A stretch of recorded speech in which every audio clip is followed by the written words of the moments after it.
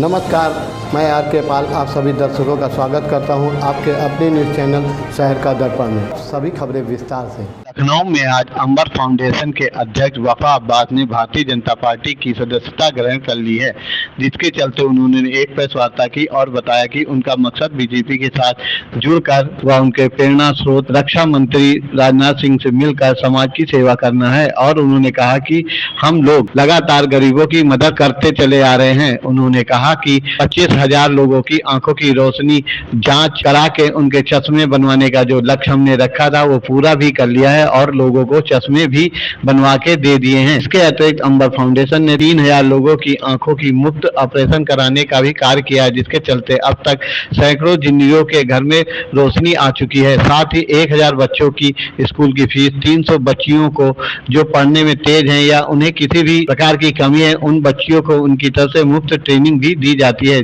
जिससे कि बेटियां आगे बढ़ सके। 300 बच्चियों में 13 बच्चियां ट्रेनिंग ले सेलेक्ट भी हो चुकी हैं। उन्होंने कहा कि जो लोग IAS PCS की तैयारी करना चाहते हैं वो लोग मेरी वेबसाइट पर जाकर हमसे संपर्क कर सकते हैं।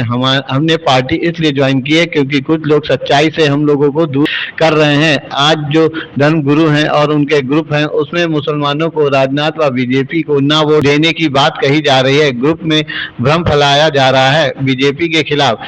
बीजेपी सरकार ने सभी को सब कुछ दिया है, चाहे वो मुस्लिम हो, चाहे वो हिंदू हो, चाहे वो किसी भी धर्म का हो। हमारी बीजेपी में ज्वाइनिंग करने का यह मकसद है कि बीजेपी सरकार ग्राउंड लेवल पर काम कर रही है और हम लोगों के चश्मे वितरण का और आंख चेकिंग का कैंप इलेक्शन के बाद शुरू हो जाएगा। हमारी संस्था के माध्यम से शहर में कई जगह पर लोगों के लिए मुफ्त केंद्र भी खोले गए हैं, जहां पे लोग अपने फॉर्म जो सरकारी योजना के है वो निःशुल्क भरवाया जाता है। आइए देखते हैं हमारे संवाददाता की एक विशेष रिपोर्ट। देखिए, चेहरा हमारा शुरू से एक था। जिन लोगों को याद होगा, आज से 1.5-2 साल पहले भी जब हम लोगों ने पहला कैंप किया था तो उस समय भी हम लोगों ने रक्षा मंत्री राजनाथ सिंह जी का चेहरा हमारे बैनर पे उस दिन से है।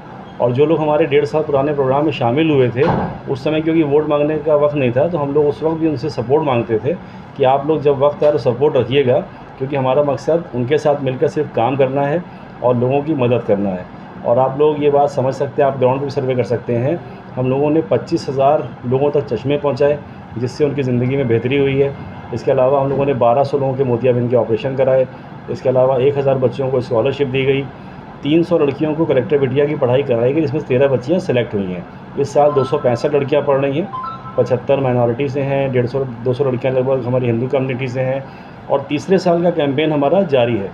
आपके चैनल के माध्यम से भी मैं कहूँगा कि जो लोग कलेक्टर बिटिया में अप्लाई करना चाहते हैं वो मेरा QR कोड मेरी वेबसाइट पे हमारे वॉलंटियर्स के पास अवेलेबल है।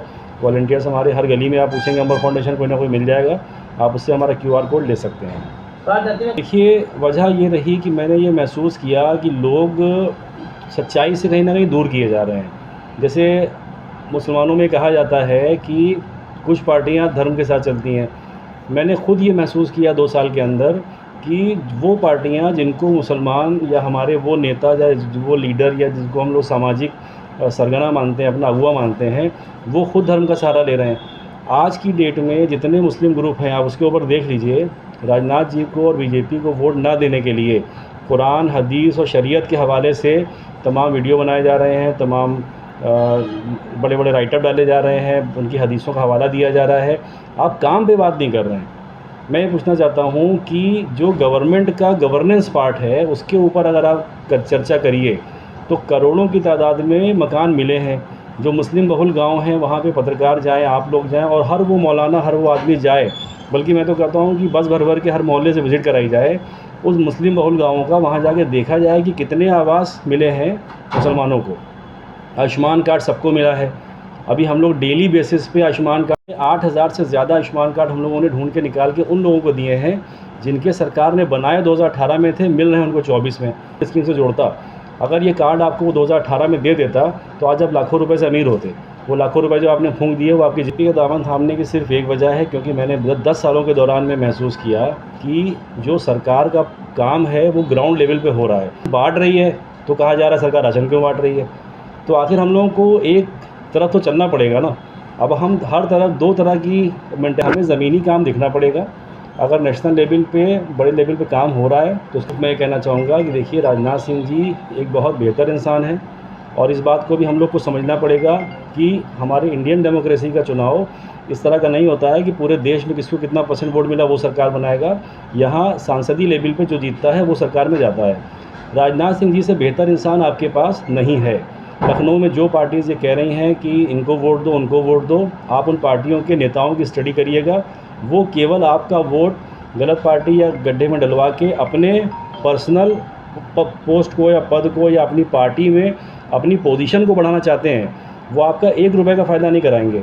मैं पूछना चाहता हूँ आपके चैनल के माध्यम से उन सभी लोगों से, क्या उनकी पार्टी में एक भी वफाबाज जैसा इंसान नहीं था जो उनकी पार्टी के साथ मिलकर लोगों के लिए काम कर पाता? देखिए, अगर आप लोगों ने, मैं आम जनता से कह रहा हूँ, अगर आप लोगों ने इस बार राजनाथ जी को वोट दे दिया तो कम से कम लखनऊ में राजनीति की परिभाषा बदल जाएगी।